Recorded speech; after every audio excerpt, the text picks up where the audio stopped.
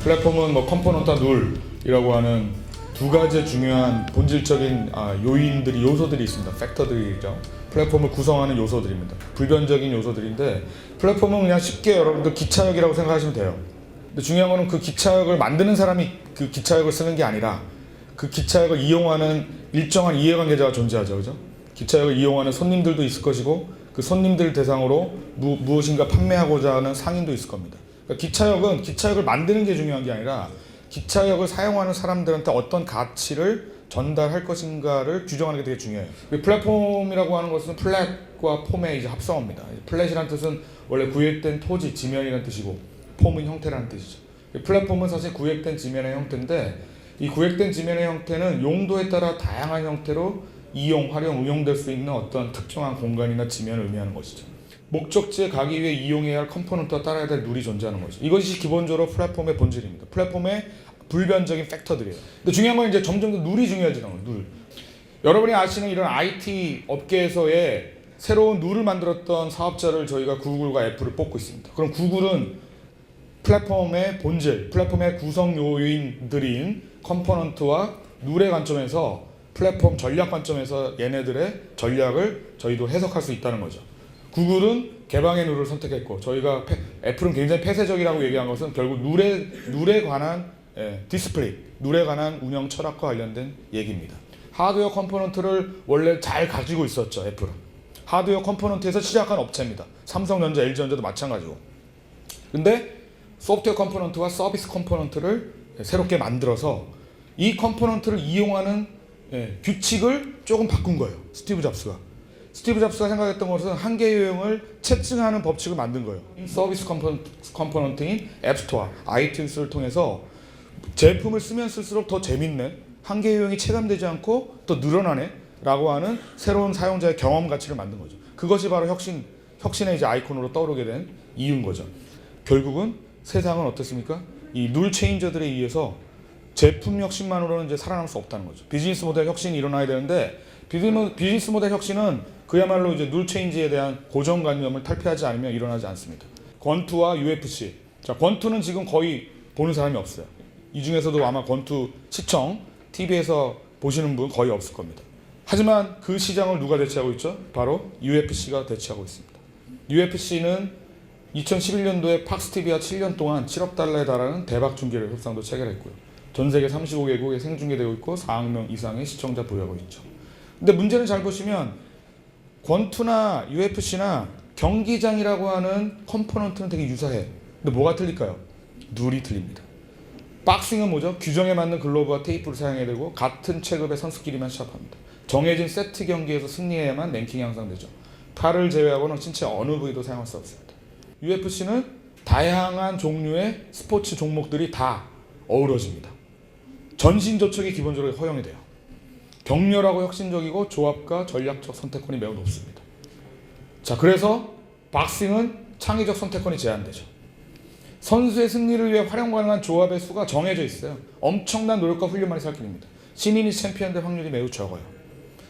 하지만 UFC는 다르죠. 창의성이 풍부하고 신선한 사고력을 갖춘 신인 선수가 언제나 등장해서 최고의 실력자를 이길 확률이 있기 때문에 몰입도가 높아지는 거예요, 고객이.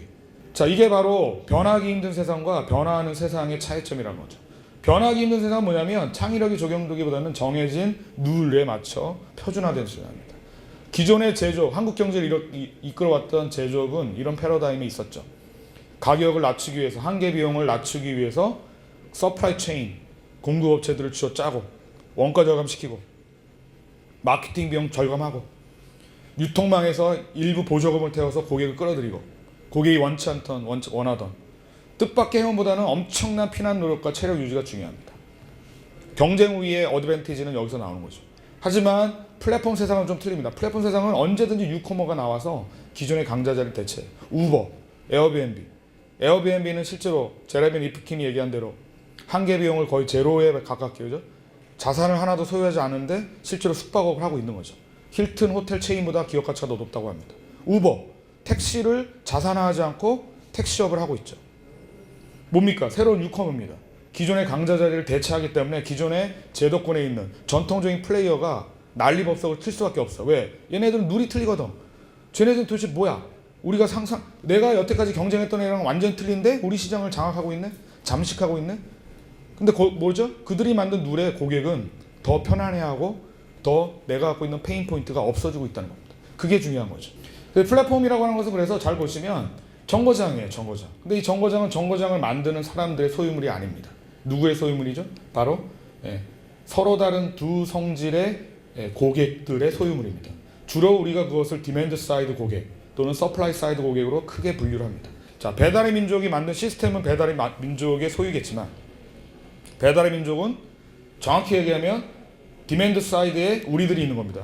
한 끼 정도 배달 음식으로 한 끼를 때우고자 하는 우리들이 있는 거고 서플라이 사이드에 배달 점주들이 있는 거죠. 그 배달 점주와 배달 음식을 시켜 먹는 사람들을 그들의 플랫폼에서 그들의 기차역에서 잘 만나게 해주는 룰을 잘 세팅한 사업자이기 때문에 성공했다라고 얘기할 수 있겠죠. 공유경제의 최근에 이제 자료를 살펴보면요, 허니컴이라고 하는 이제 일종의 꿀단지죠, 꿀단지. 공유경제의 비즈니스 모델이 이만큼 확대되고 있다는 거예요. 소카, 우버, 리프트 다 트랜스포테이션의 혁신 모델이에요. 거기서 이제 헬스, 웰리스, 라지스틱스, 푸드, 러닝, 머니, 굿, 스페이스 등 뭔가 잉여, 서플러스 에셋, 잉여되는 모든 자원들을 갖고 있는 사람들과 그것이 필요한 사람들을 연계해주는 플랫폼 비즈니스 모델의 영역이 굉장히 많이 확대되고 있다는 얘기입니다. 근데 중요한 건 뭡니까? 이 잉여 자원, 잉여 자산을 한계 비용을 낮춰서 제공하는 시스템의 메커니즘을 갖고 있는 게 공유경제 플랫폼 사업자의 핵심인 거죠. 온디맨드 랜드스케이프라고 해서 지금 미국에서 막 나오고 있어요. 보시면 모바일 온디맨드 서비스가 공유경제와 거의 똑같게 트랜스포테이션, 운송 부분에서 시작했다는 거죠. 내가 갖고 있는 잉여의 자동차를 그걸 필요한 사람이 좀 쓰게 하면 어떨까? 이런 집카나 소카 같은 모델이 나오기 시작했고, 리프트, 우버 이런 애들이 다 트랜스포테이션 영역에서 나오기 시작했는데 그게 잘 보시면 되게 온디맨드스럽다는 거예요. 되게. 고객이 원할 때 모바일, 특히 모바일로 갈수록 고객의 구매 동기는 지금 이 순간, 나는 지금 이 순간 필요한데 이 순간이 지나면 난 안 살 건데, 이런 니즈가 바로 온디맨드입니다. 그 온디맨드의 니즈가 트랜스포테이션에서 시작해서 지금 다이닝, 드링크, 딜리버리, 로지스틱스, 이벤트, 홈 서비스, 헬스 앤 뷰티, 푸드 앤 비버리지, 트래블, 하스피탈리티. 하스피탈리티의 왕자가 지금 에어비앤비고 트랜스포테이션의 왕자가 우버가 되고 있는 것이죠. 점점 더 이렇게 모바일 서비스로 갈수록 이런 플랫폼 비즈니스 모델에서 핵심 문제 아십니까, 여러분? 플랫폼 프로바이더가 서플라이드나 디맨드 사이드 고객의 페인 포인트를 다 없애줘야 돼요. 그래야지 거기에 그 기차역에 참여할 이유가 생기는 거야. 하지만 그 페인 포인트를 다 없애주려면 기술적으로 완성도가 높아야 돼. 그러니까 착각하면 안 되는 게 플랫폼 비즈니스, 나는 플랫폼이 되고 싶어. 아이디어만 있어. 절대 성공 못합니다. 플랫폼 비즈니스 모델은 엄청난 기술의 배경을 깔고 가야 돼요.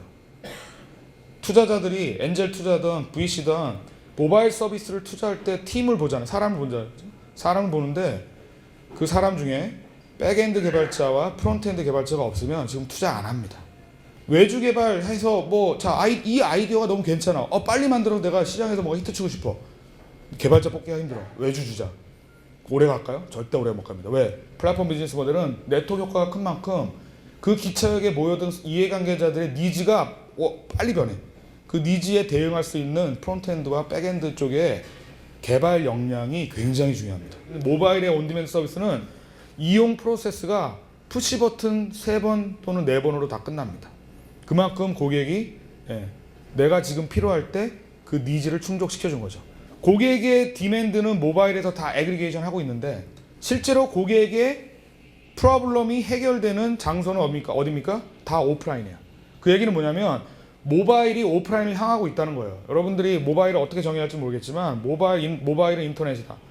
저는 모바일을 로컬이라고 정합니다. 모바일 is local. 왜? 모바일을 들고 다니면서 결국 내가 문제가 발생되는 곳은 다 오프라인이거든요. 로컬에서 발생하거든요. 그 로컬에서 나의 문제를 빠르게 해결해 주고 싶은 거예요.